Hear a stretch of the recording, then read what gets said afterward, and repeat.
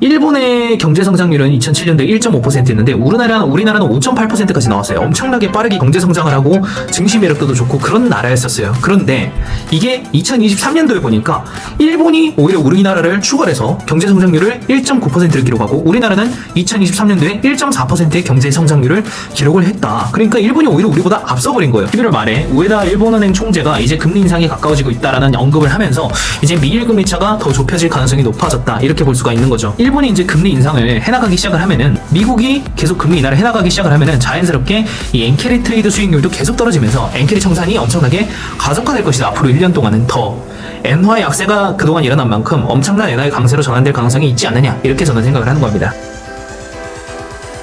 네, 여러분 안녕하세요. 조희준입니다. 얼마 전에 한국은행이 깜짝 기준금리 인하를 했죠. 돈 풀어서 경기를 살린다. 근데 미국이 저렇게 높은 금리를 여전히 유지하고 있고 원화의 약세가 유지되는 상황에서 미국과 금리 차를 더 벌린다라는 게 사실 조금 이해가 안 가는 부분이 있거든요.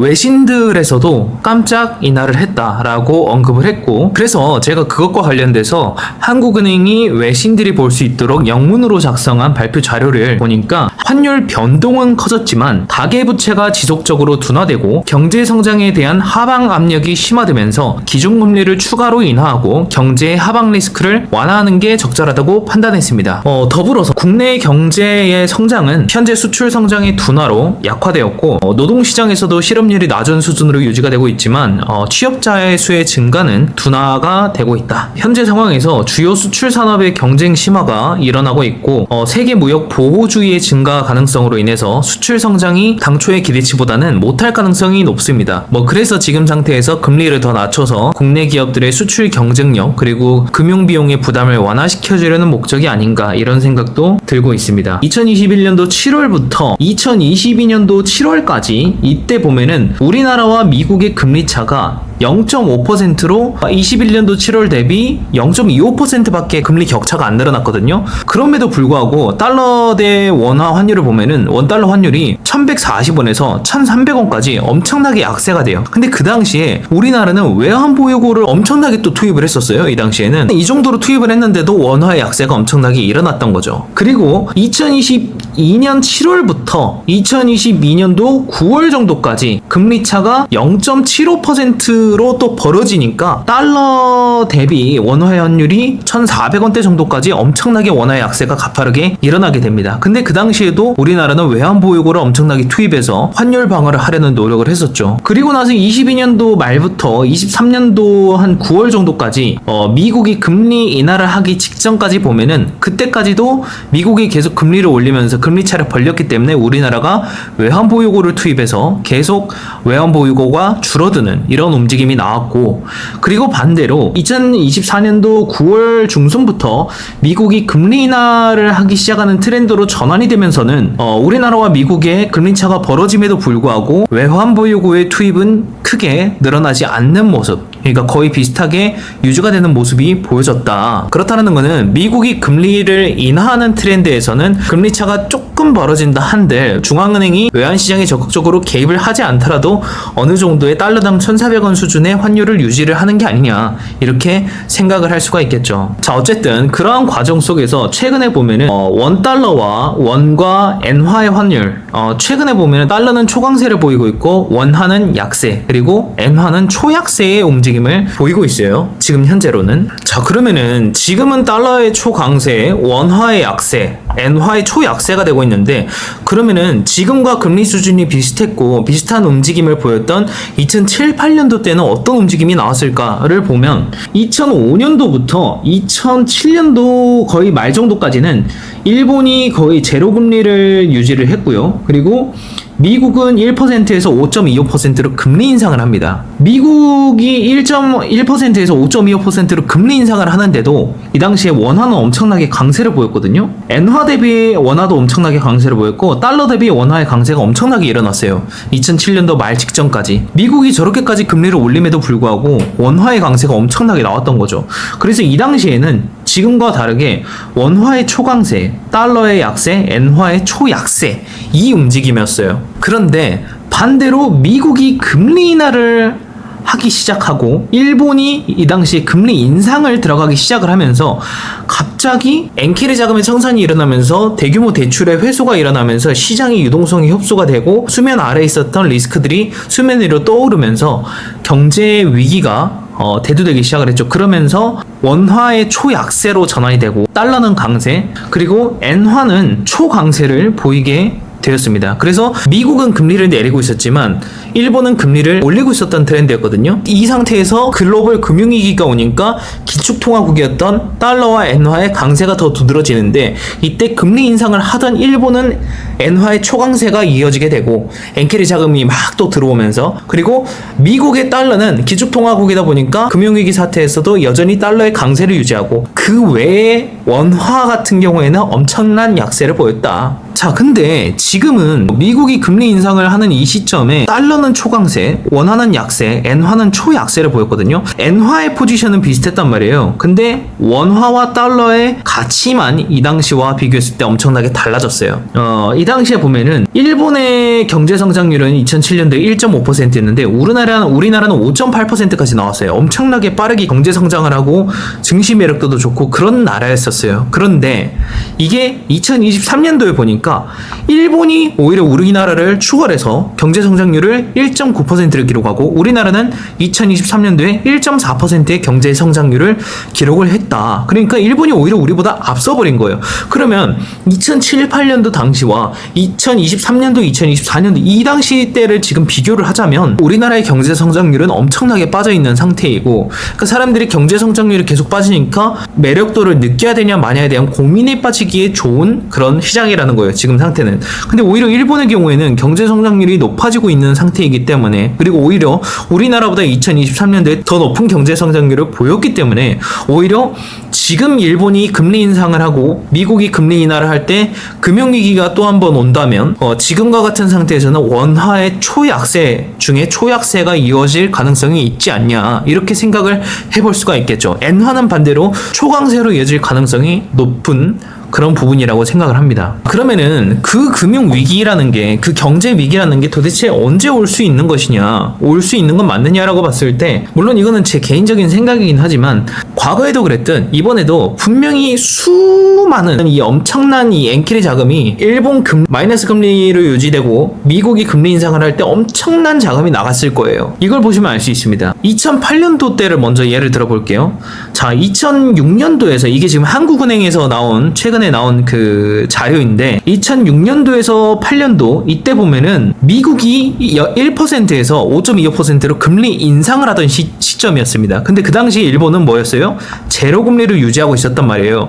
그러니까 일본이 제로 금리를 유지하고 미국이 금리 인상을 가파르게 할 때 엔키리 자금들이 엄청나게 나가기 시작을 한 거예요. 그래서 비거주자, 일본에 살지 않는 비거주자, 결국 외국인들이겠죠. 이 비거주자들이 발생시킨 엔화 대출이 이 시점에 미국이 금리 인상을 하고 일본이 제로 금리를 유지할 때 엄청나게 증가를 한 거예요. 거의 10조 엔이 증가를 하게 된 겁니다. 10조 엔. 근데 이게 미국이 금리 인하를 하기 시작을 하면서 2007년도 말에 미국이 금리 인하를 하기 시작을 하잖아요. 일본은 금리 인상 구간이었단 말이에요. 0%에서 0.5%로. 그러니까 미일 금리 차가 좁혀지기 시작을 하면서 비거주자의 엔화 대출에 대한 청산이 엄청나게 가파르게 일어나면서 이 대출액이 크게 줄어들게 되는 거예요. 10조 엔 가까이 늘었다가 10조 엔 가까이 줄어드는 이 모습이 나타났던 거죠. 근데 그럼 최근에도 비슷하게 움직였냐라고 보면은 최근에도 비슷합니다. 2021년도 말부터 거의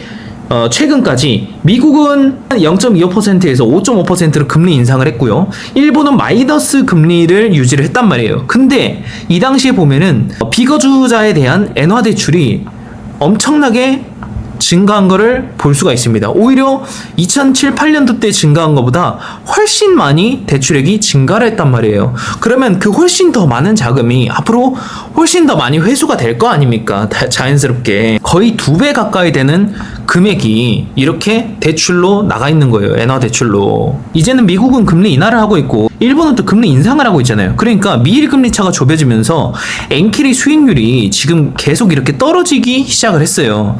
그러면은 수익률이 감소할 때는 어느 정도 버티다가 더 이상 수익이 나지 않는 마지노선 한 1% 정도가 되면은 이 청산이 엄청나게 큰 규모로 나올 가능성이 더 크다라는 거죠. 근데 또 여기서 사람들이 질문을 할 수가 있겠죠. 아니 근데 미국이 금리 인하를 하다가 다시 금리를 올릴 가능성은 없냐? 실업률이 가파르게 올라가면은 항상 기준금리가 인하가 되고, 실업률이 올라가면은 기준금리가 인하가 되고, 실업률이 올라가면은 기준금리가 인하가 되고, 실업률이 올라가면은 기준금리가 인하가 되고, 실업률이 올라가면은 기준금리가 인하가 되고 계속 반복되고 있다는 거예요. 그렇다는 거는 지금 최근에 들어서 실업률이 또 올라가는 트렌드로 전환이 됐기 때문에 금리를 계속 인하시키면서 시장에서의 실업률을 줄여주는 역할이 필요하다라고도 볼 수가 있는 거죠. 이게 가속화되기 전에 이거 말고도 물가와 관련된 부분이 있는데 그거는 제가 좀 뒤에서 이야기를 해드리도록 하겠습니다. 자, 그래서 이제 제가 생각하는 건 이겁니다. 이제 2007년도 한 7월부터 2008년도 말까지 보면은 미국이 금리 인하를 하는 이 시점에, 그리고 일본이 금리 인상을 하는 시점, 그러니까 미일 금리 차가 좁혀지는 시점에 엔캐리 수익률이 이렇게 줄어드는 모습이 나오면서, 그러면서 그 당시에 엔화의 가치를 보면은 달러 대비 엔화의 강세가 이렇게 가파르게 나왔고요. 엔캐리 자금 청산이 가파르게 되니까 자연스럽게 엔화가 엄청나게 강해질 수밖에 없는 거죠. 대출됐던 자금들이 다시 엄청나게 돌아오니까. 근데 이 강세가 일어나기 전에 일본도 엔캐리 자금이 엄청나게 이탈이 되니까 엔화가 엄청나게 약세를 보였단 말이에요. 근데 지금 똑같아요. 엔화의 약세가 엄청나게 일어나고 있고 오히려 과거보다 훨씬 더 약세를 보이고 있어요. 그 상태에서 지금 미국과 일본의 금리 차가 큰데 이게 이제 좁혀지는 시간이 왔다라는 거예요. 그러면서 엔캐리 트레이드의 수익률이 쭉 높아졌다가 다시 떨어지기 시작한 거예요. 그러면은 앞으로 지금부터 한 0.75% 정도나 1%가 이제 좁혀지게 되면은 갑자기 엔캐리 수익률이 없어지면서 이제 엔캐리 청산이 더 가속화될 수 있다, 이런 거를 우리가 생각해 볼 수가 있겠죠. 수익률이 사라지기 직전 정도, 그러니까 지금부터 한 0.5%에서 1% 정도만 갭이 더 좁아지면은 2차 엔캐리 청산이 나와서 엔화 강세로 전환될 가능성이 더 높다라고 생각이 저는 든다는 거죠. 그리고 2024년도 8월에 헤지펀드들이 3년 5개월 만에 엔화를 이제 순매수하는 모습들이 나타나기 시작을 했고, 11월 말에 우에다 일본은행 총재가 이제 금리 인상이 가까워지고 있다라는 언급을 하면서 이제 미일 금리 차가 더 좁혀질 가능성이 높아졌다, 이렇게 볼 수가 있는 거죠. 그러면 제가 아까 말씀드린 것처럼 엔캐리 수익률이 더 좁아지는 시점, 그러니까 앞으로 지금부터 0.5%에서 1% 정도만 더 좁아지게 되면은 2차 엔캐리 청산이 나올 가능성이 있고, 그렇게 풀려져 있던 엔화가 일본으로 다시 돌아오면서 해외에 대출된 그 자금들이 유동성이 줄어들게 되잖아요. 그러면서 수면 아래에 있던 리스크들이 떠오를 가능성이 높아지고, 그러면서 새로운 리스크를 촉발시킬 가능성이 높다라고 저는 생각을 합니다. 그렇게 생각하는 이유는 이미 미국의 소비자 대출 사이드라든지 미국 상업용 부동산 대출 사이드라든지 연체율이나 그리고 대손 상각률이 엄청나게 빠르게 높아지고 있는 것을 보면서 그 리스크들이 분명히 수면 위로 올라올 것이다 라고 생각을 하는 겁니다. 관련된 내용은 제 다른 컨텐츠들에 많이 있으니까요. 최근에 올린 한 10개 컨텐츠를 다 보시면은 이해하실 수가 있을 겁니다. 네, 그리고 일본의 경우에는 지금 일본이 금리 인상을 하기에도 정말 좋은 상황이 뭐냐면, 지금 실업률이 2007, 8년도 때보다 훨씬 낮은 수준의 실업률, 그러니까 실업률이 이제 거의 없는 상태까지 내려온 거예요. 그러니까 너도 나도 지금 일자리가 있는 상태인 거고, 거의 1985년도 플라자 합의 직후의 수준과 비슷한 수준까지 실업률이 엄청나게 떨어졌고, 그리고 심지어 지난 20-30년 동안 잃어버린 20-30년을 가졌던 일본이 이제는 평균 급여가 또 올라가기 시작을 했어요. 그러니까 사람들이 일자리도 늘어나는데 이 사람들이 받는 평균 급여까지 올라가니까 더 소비를 할 수 있는 여력들이 커지게 되는 거죠. 그리고 일본 정부가 최저임금을 2020년도 코로나 직후부터 가파르게 올리면서 또 이걸 통한 평균급여 상승, 그리고 사람들의 소비 심리 개선, 이런 부분들을 장려하면서 물가 상승이 되기 시작을 했고, 그러면서 일본이 지난 20년 동안 가졌던 장기 디플레이션 구간을 돌파하고 이제는 물가 상승을 계속 어느 정도 유지를 하고 있는 이런 모습이 나타나고 있고, 최근에는 계속 물가 2%대를 유지를 하고 있습니다. 이게 일본 중앙은행의 목표 물가거든요. 그래서 거기를 적절하게 유지를 하고 있고 상당히 오랫동안 유지를 잘 하고 있는 것 같다. 거기다가 엔화가 초약세를 보이다 보니까, 물론 이거는 앞으로 이제 1년 안에 사라질 가능성이 높지만 어쨌든 최근까지 엔화 약세가 나타나면서 무역 수지가 가파르게 개선이 되는 모습도 나타났고, 그러니까 일본은 지금 수출 수출도 엄청나게 개선이 됐고, 그리고 내수 소비도 엄청나게 늘어날 수 있는 급여나 물가 이런 게 다 개선이 되는 실업률까지. 그러니까 양방에서 이렇게 받쳐주니까 일본이 이제는 금융 정상화를 할 때가 됐다 하면서 금리를 올리고 이런 모습을 조금씩 보여주고 있는 것이죠. 그렇게 됐을 때 일본이 이제 금리 인상을 해나가기 시작을 하면은, 미국이 계속 금리 인하를 해나가기 시작을 하면은 자연스럽게 이 엔캐리 트레이드 수익률도 계속 떨어지면서 엔캐리 청산이 엄청나게 가속화될 것이다. 앞으로 1년 동안은 더 엔화의 약세가 그동안 일어난 만큼 엄청난 엔화의 강세로 전환될 가능성이 있지 않느냐, 이렇게 저는 생각을 하는 겁니다. 엔캐리 청산이 앞으로 가속화된다라는 거는 비가 오는 상황이 이제 되는 건데, 경기가 침체가 되고 사람들의 소비가 줄어든다고 가정을 하면은, 그러면은 비가 오는데 이제는 일본으로부터 시작을 해가지고 우산을 계속 뺏어가는 거예요. 그러면 리스크는 더 큰 리스크로 이어지게 되고, 금융기관의 리스크가 더 증가를 하게 되면은 금융기관은 리스크 관리를 더 강화하겠죠. 그러면서 대출이 더 안 나가고 대출이 증가하지 않는 이런 모습이 나타나기 시작을 하면서 부실했던 기업들이나 부실했던 투자권들이 수면 위로 떠오르면서 이제 리스크가 더 가중화되는 모습이 나타나지 않을까. 그러면서 유동성이 순식간에 마를 가능성도 있다라고 생각을 합니다. 2008년도 때 보면은 이제 3월부터 모기지 채권의 부실화가 더 대두되고, 베어스턴스나 리먼 브라더스의 유동성 위기 우려가 나타나기 시작을 했고, 그리고 2008년도 5월에 2달 뒤에 이제 자산 가치가 부채 가치 대비 턱없이 작아지는 디폴트가 가속화되면서 리먼 브라더스가 파산보호 신청을 하고 그런 모습들이 나타났었죠. 물론 그때 만들어졌던 엄청난 버블도 버블이지만 그 버블을 받치는 자금이 있지 않습니까? 그 자금들이 일본에서 나간 엔캐리 자금들이 많았을 거다라고 보는 거예요. 네, 그래서 2007, 8년도 때 그랬던 것처럼 이제 엔화 대출, 비거주자에 대한, 외국인들에 대한 엔화 대출이 크게 늘었다가 미국의 금리 인하 그리고 일본의 금리 인상 구간 때 미일 금리 차가 좁혀지면서 이게 엄청나게 청산이 됐다. 다시 그게 최근에는 과거 2007, 8년도보다 거의 1.5배에서 2배 가까이 되는 규모로 나가 있는 상태이고, 그게 이제 미일 금리 차가 좁아지게 되면은 다시 또 크게 청산되어 질 가능성이 높다라고 저는 생각을 하는 겁니다.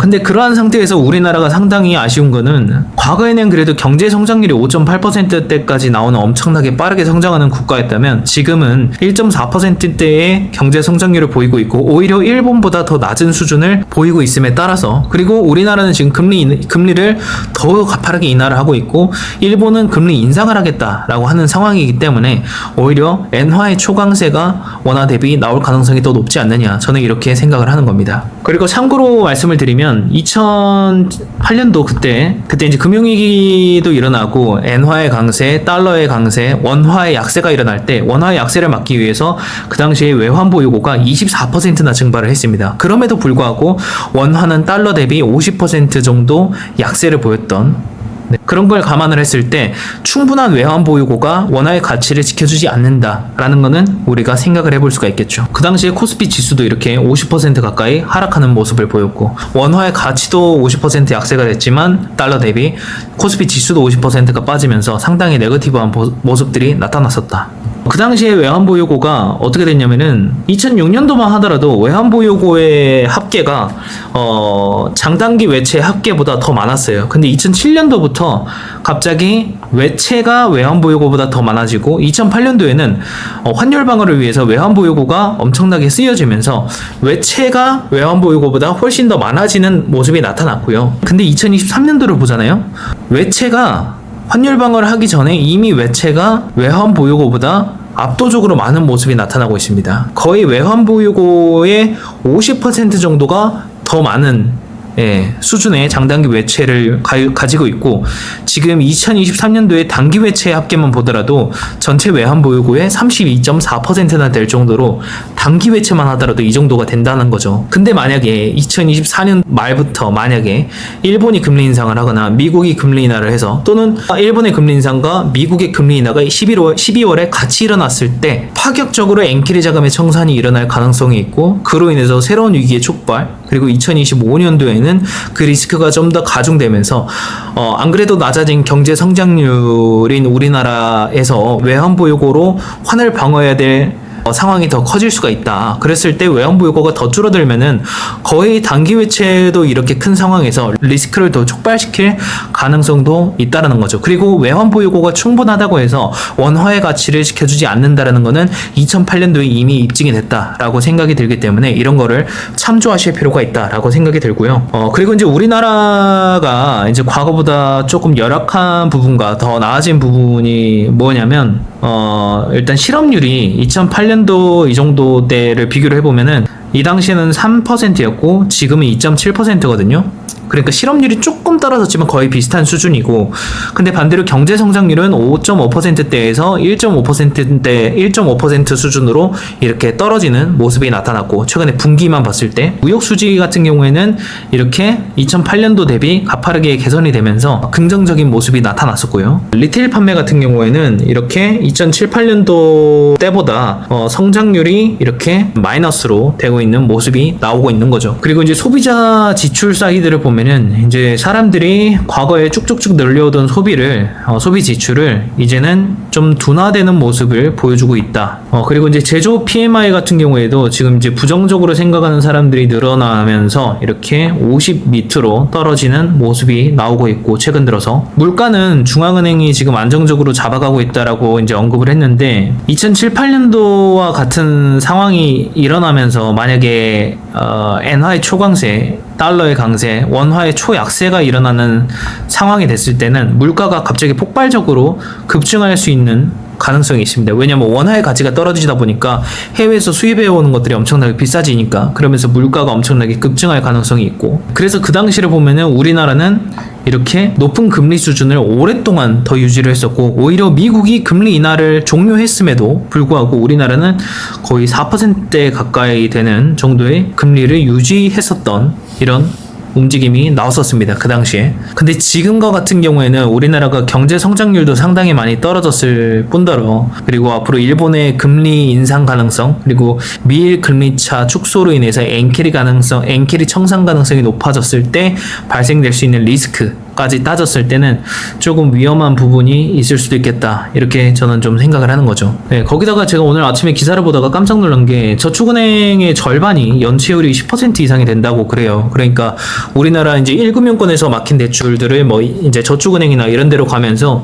거기서도 이제 대출에 대한 관리라든지 이런 게 잘 안 되면서 연체율이 10%까지 올라갔다는 거는 엄청나게 심각한 부분이거든요. 그래서 좀 상황이 심상치 않은 모습이 나타나고 있는 것 같다라는 생각은 들고, 자, 그러면 이제 여기서 또 궁금할 게, 미일 금리 차가 좁혀져서 엔캐리 청산 가능성이 커진다. 뭐 그러려면은 결국은 일본도 금리 인상을 한 가능성을 따져봐야 되겠지만, 미국이 이제 계속 금리 인하를 해나갈 수 있을 것이냐를 봐야 되겠잖아요. 근데 그게 되려면은 결국 인플레이션이 계속 떨어져야지만 미국이 금리 인하를 하면서 적정 인플레이션을 유지하려고 노력을 하겠죠. 근데 최근까지 보면은 계속 인플레이션이 계속 떨어지고 있는 모습이 나오고 있거든요. 근데 이 모습이 좀 확대를 해서 보면 이렇습니다. 그래서 2022년도 6월도부터 인플레이션이 계속 떨어지면서 이렇게 계속 우하향하고 있는 모습이 나오고 있거든요. 근데 저는 2001년도와 2002년도처럼 이렇게 인플레이션이 가파르게 올라가는 때처럼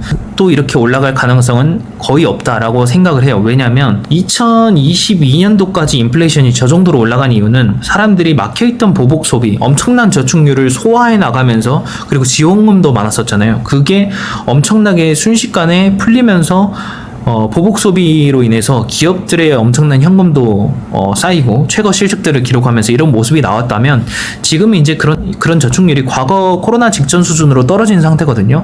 그래서 이제 더 이상 이런 정도의 보복 소비가 나오긴 힘들다. 애플만 보더라도 연도별 매출 성장률을 보면은 21년도부터 이제 보복 소비가 나올 때 매출 성장률을 39%나 기록을 했지만 21년도에 이게 22년도에 7% 성장, 그리고 나서 마이너스로 떨어졌거든요.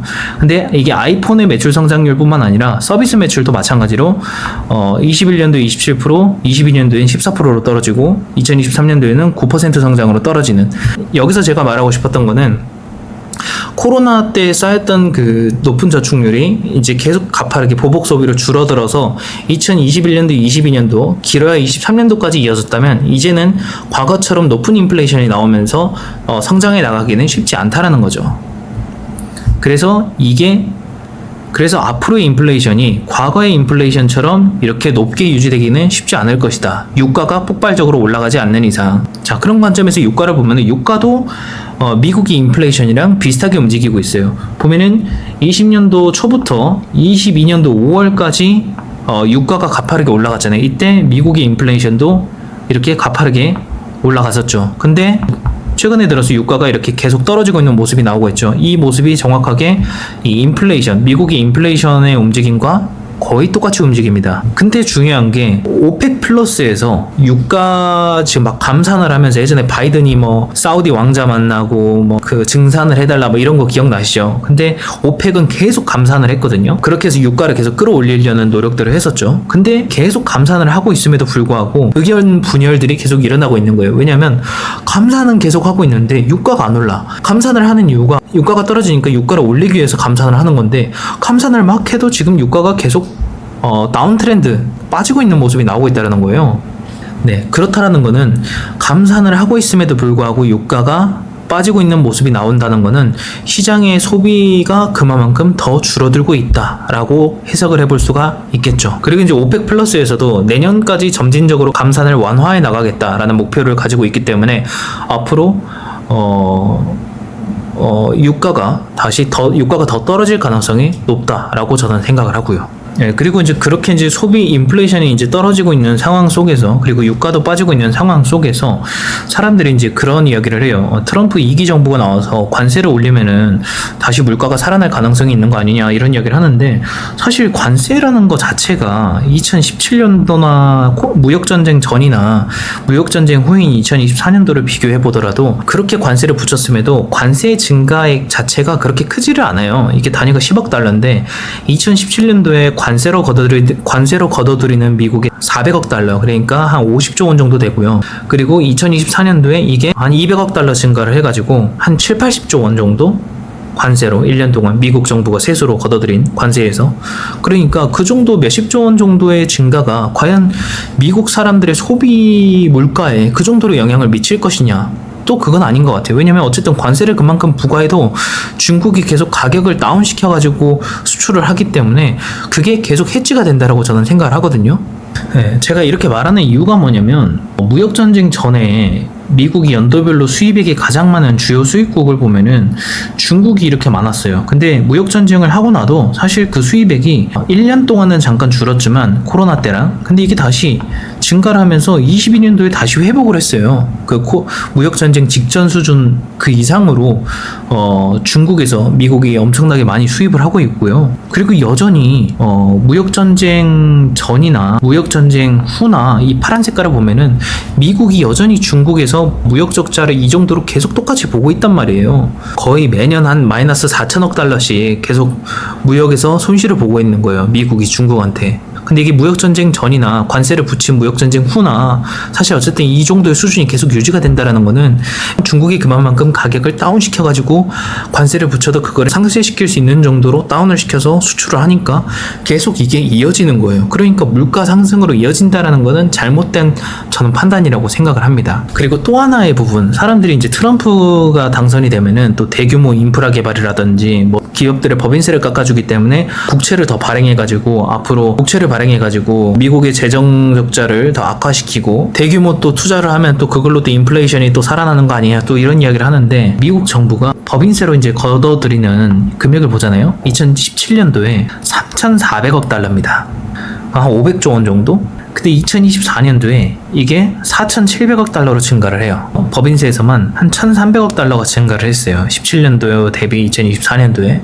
근데 국채 발행을 통해서 나가는 이자를 보잖아요. 3천억 달러, 2017년도에 국채 이자로 나가는 비용이 정부 지출에서 3천억 달러에서 이게 2024년도에 8천억 달러까지 늘어나요. 이자로 나가는 비용이 5천억 달러가 증가를 한 거예요. 법인세 여러분, 이거 1,300억 달러 증가를 했는데 국채 이자에서 5천억 달러 증가를 했다니까요. 이 법인세 이거 한 5%, 많아야 10% 그냥 파격적으로 깎아준다 쳐요. 그런다고 한들 이게 얼마나 세수에 영향을 줄 거며 법인세를 줄인 만큼 국채를 더 발행을 할 거다라는 게, 물론 국채는 발행을 할 겁니다. 부채를 늘린 만큼 성장을 더 하면 되니까요. 이 법인세를 줄인 것 때문에 트럼프가 국채를 엄청나게 찍어내서 문제가 될 것이다라는 이야기가 잘못 잘못됐다라는 거죠. 그거보다 더 재정 적자를 줄여 나가려면은 최근에 바이든 정부에서 5%대 금리로 발행한 단기채를 한 3% 정도의 장기채, 20년 장기채로 그 차환 발행을 하면은 그냥 이자가 훨씬 많이 떨어져요.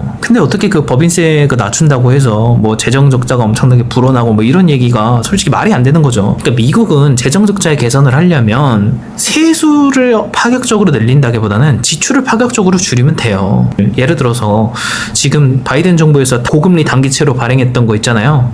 이 트레저리 빌이 있죠. 이게 이제 1년 미만의 만기를 가지고 있는 단기채거든요. 그게 지금 한 6조 달러 정도 나가 있습니다. 이게 전체 미국 정부의 국채 중에서 21%를 차지해요. 언제 많이 늘어났냐면 이 바이든 정부 때 그 대선 기간 동안 엄청나게 늘어난 거예요. 근데 이게 늘어난 게 왜 엄청난 부담을 주냐면 이자가 엄청나게 가파르게 올라갔단 말이에요. 미국 금리가 가파르게 올라가면서 5%대의 이자율을 갖게 된 거예요. 단기채가. 그러니까 단기채가 장기채보다 이자가 훨씬 높은 장단기 역전이 발생을 하면서 트레저리 빌 1년 미만의 단기채에 대한 수요가 엄청나게 증가를 한 거죠. 그러다 보니까 정부에서 나가는 이자가 이 법인세 고작이 1,000억 달러 증가한 거 이거 아무것도 아니에요.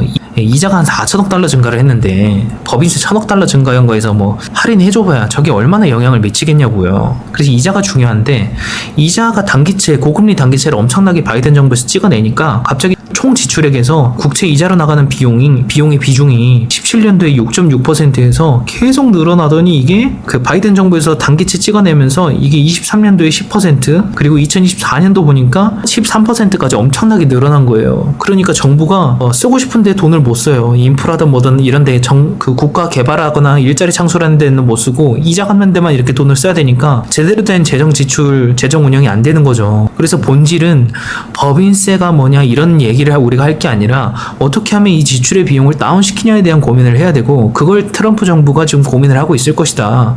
그 외적인 거 뭐 관세 뭐 이런 거 이거 다 쇼오프의 가능성이 높다라는 거예요. 제 생각은. 물론 이제 국가 자국산 기업들의 경쟁력을 어느 정도 만들어주겠지만 절대적인 금액을 따졌을 때 정부 재정 사이드에서 그걸 봤을 때는 쓸데없는 비용을 줄이는 게 지금 제일 시급하다. 그래서 지금 정부 효율비도 나오고 뭐 공무원들 많이 자를 것이다 이런 얘기도 하고 뭐 이런 이야기를 하는 거예요. 그래서 이런 것들을 따졌을 때 이제 저는 이런 생각을 하는 거죠. 우리나라가 이제 금리 인하를 하고 이런 모습들이 나오면서 원화는 더 약세를 보일 가능성이 커졌고 일본은 이제 경제 지표나 이런 것들이 좋고 이제 금리 인상의 가능성을 보였기 때문에 금리 인상을 하게 되면 엔화는 강세를 보일 가능성이 더 크다. 그리고 미국이 지금 금리 인하를 하고 있고 인플레이션도 앞으로 떨어질 가능성이 유가나 이런 게 다 떨어질 거니까 그 가능성을 봤을 때 금리 인하가 계속 이루어지면은 미일 금리 차가 좁혀지면서 자연스럽게 엄청나게 나가 있던 엔킬 청산이 일어나기 시작을 하고 그게 가속화되면서 새로운 리스크, 수면 아래 있었던 새로운 리스크를 끌어올릴 가능성이 크다.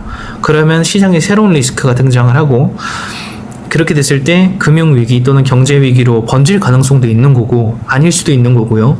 어쨌든 그렇게 됐을 때는 2007, 8년도의 사례를 보면은 원화가 엄청나게 약세가 됐고 엔화의 초강세가 일어났다. 그걸 첫 번째 가정으로 두고 두 번째는 바이든 정부에서 가파르게 찍어냈던 이 트레저리 빌 5% 고금리의 트레저리 빌을 앞으로 트럼프 정부에서는 법인세도 낮춰주겠지만 뭐 관세를 더 엄청나게 부과하고 이런 걸로 돈을 벌 수 있는 게 아니라 지금은 국채로 나가는 이자를 다운시키는 게 중요해요. 그러니까 단기채 5%짜리 1년 미만 단기채를 10년 미만 장기 국채 또는 30년 초장기 국채로 퍼뜨려서 전환시킬 필요가 있는 거예요. 그러면 5%짜리 비용이 2.5%에서 3%대로 떨어지잖아요. 그러면은 부채가 2배로 늘어난들 이 단기채보다 부채가 2배로 더 늘린들 이자 비용은 지금이랑 똑같을 수 있다라는 거죠. 이자율이 반으로 떨어지니까. 그러니까 이런 식으로 트럼프가 머리를 써서 단기채를 장기채나 초장기 국채로 전환하는 차원 발행을 유도할 가능성이 크다. 저는 여기에 베팅하는 게 좀 더 합리적인 접근 아닌가 이렇게 생각을 하는 거예요. 엔화 강세와 그리고 앞으로 금리 인하 그리고 장기채에 대한 수요 증가 이 세 가지를 따졌을 때 어떤 포트폴리오가 가장 매력적일까 이런 생각들 유튜브 채널 제 멤버십 회원분들이 볼 수 있는 커뮤니티 글에 제 생각을 정리해서 올려드리고 있으니까요. 그리고 이제 환전 어떻게 하냐라고 문의를 하시는 분들이 많아서 설명을 드리면은 플레이스토어 핸드폰에서 플레이스토어나 아이폰 쓰시는 분들은 앱스토어에서 저 같은 경우에는 농협 NH투자증권의 QV 아니면 NH 나무 앱을 다운받으시면은 이런 화면이 나오거든요. 여기에서 주식을 클릭하고 여기 클릭하면 해외 주식이 있거든요. 해외 주식을 클릭하고 이걸 클릭하면은 환전이라는 게 있는데 이거를 클릭하면은 환전하기라는 게 있습니다. 이거를 클릭하잖아요. 원하는 외화를 매수할 수 있습니다. 지금 현재 시점의 환율로. 네, 그리고 제가 마지막으로 2024년도 말에 올해 말에 제가 이제 미국에 대한 거의 모든 것이라는 전자책을 출판할 예정입니다. 미국의 지금 현재 문제가 뭐고 이거를 트럼프는 어떤 대상 공약을 내세워서 해결을 하려고 하고 있고 그게 해결 가능하다 불가능하다에 대한 근거가 무엇이냐, 예산, 인구 구조, 통화, 에너지 여러 가지 부분에 대해서 그렇게 됐을 때 잠재적인 수혜주는 무엇일까 이런 여러 가지 내용들을 포괄적으로 담은 미국에 대한 거의 모든 것이라는 전자책을 쓰고 있습니다. 그래서 먼저 신청을 해주신 사전 예약을 신청해 주시는 분들한테는 제가 혜택을 따로 드리고 있으니까요. 관심 있으시면은 이 영상 댓글에 있는 링크에서 사전 예약을 신청해 주시면 될 것 같습니다. 지금까지 신청해 주신 인원은 263명 정도 되는데 되게 감사드립니다. 아무튼 오늘 제가 준비한 컨텐츠는 여기까지고요. 이런 유익한 정보를 계속 받아보고 싶으시면 구독과 좋아요, 알림 설정 부탁드리겠습니다. 감사합니다.